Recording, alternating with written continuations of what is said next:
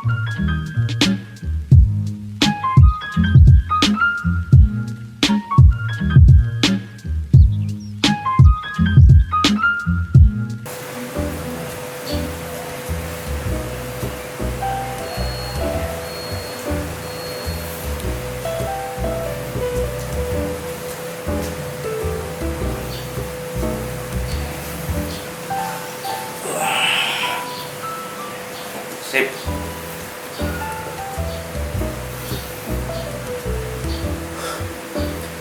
Assalamualaikum warahmatullahi wabarakatuh. Balik dengan channel Sutradara Galau, yang mana biasanya kita akan membahas fakta menarik seputar dunia pesantren dan juga dunia kaum sarung.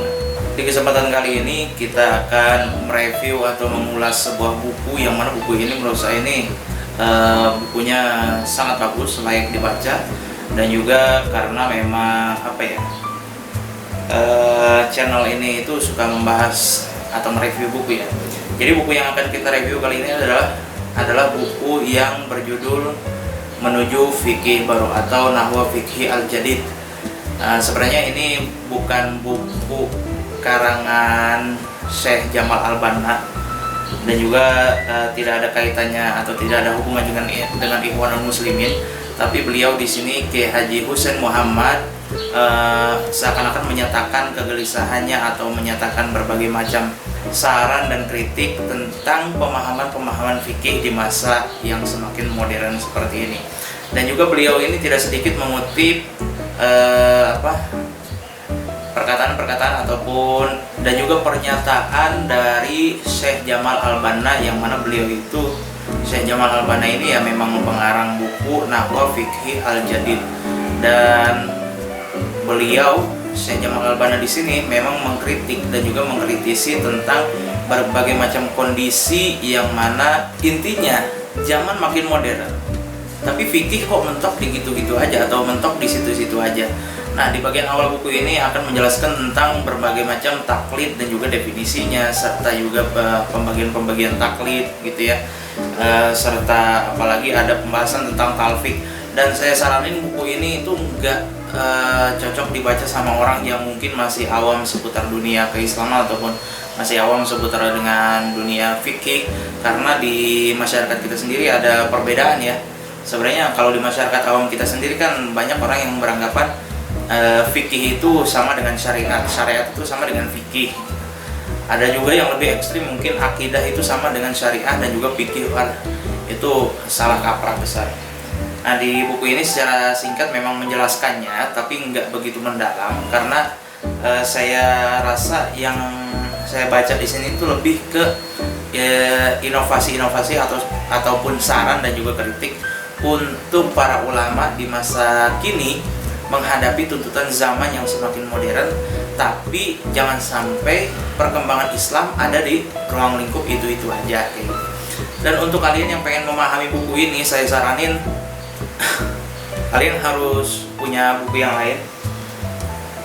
Saya ini sampai ketika mau mempelajari buku itu atau memahami buku itu, saya jadi teringat sama buku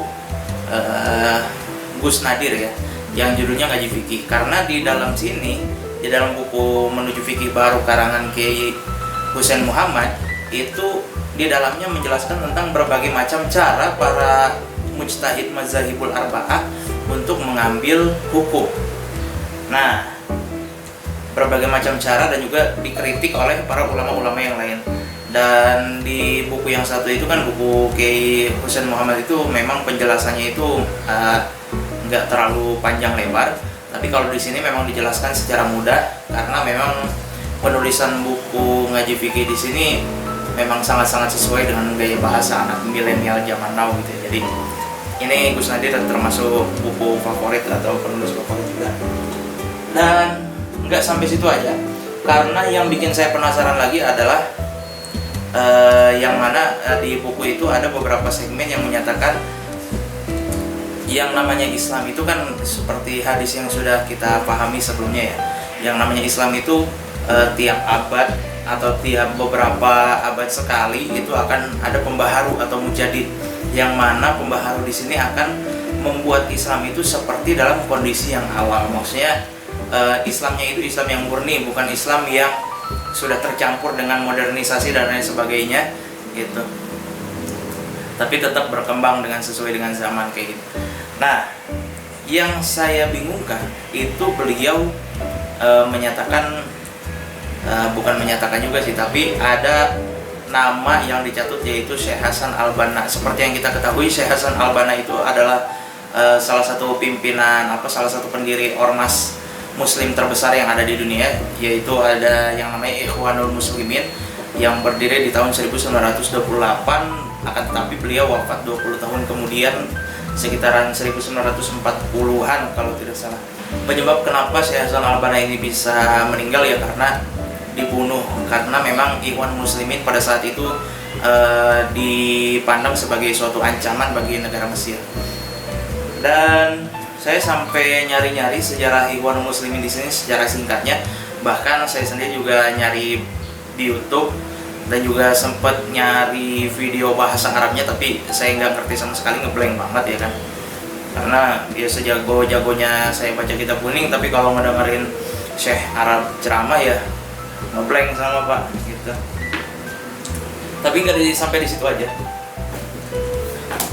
Ada satu buku lagi yang saking pengennya saya memahami apa sih Ikhwanul Muslimin itu, karena apa ya, ketika yang saya pahami dari Ikhwanul Muslimin itu sendiri, memang Ikhwanul Muslimin ini adalah suatu organisasi yang rada melenceng ya kan, yang rada berbeda, yang agak berbeda dengan kebanyakan umat muslim di zaman saat ini.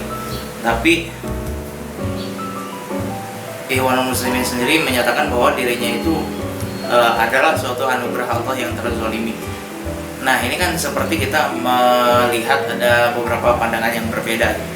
Jadi memang benar untuk memahami buku karangan Kiai Husain Muhammad ini menuju fikih baru, kalau emang benar-benar pengen paham, ya harus baca buku yang lain. Ibarat kata kalau kamu pengen merasakan nikmatnya ikan asin, ya harus dicocol pakai sambal gitu. Artinya nggak bisa dinikmatin ikan asinnya sendiri.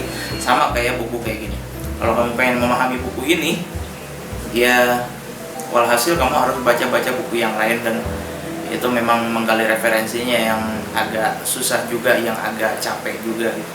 Tapi intinya balik lagi ke pembahasan kita yang awal, apakah buku ini cocok untuk dibaca? Sangat cocok, tapi tidak untuk orang yang masih awam, tidak terlalu cocok untuk orang yang mungkin masih masih mempelajari ilmu-ilmu fikih ya secara dasar. Jadi ini lebih cocoknya buat mereka-mereka yang sudah mempelajari agama.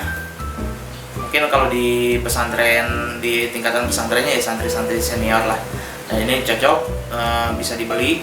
Usahakan beli buku yang ori, karena dengan membeli buku yang ori, penulis akan mendapatkan profit.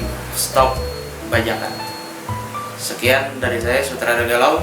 Kurang lebihnya mohon maaf. Salam peci hitam, salam kaum sarungan. Assalamualaikum warahmatullahi wabarakatuh.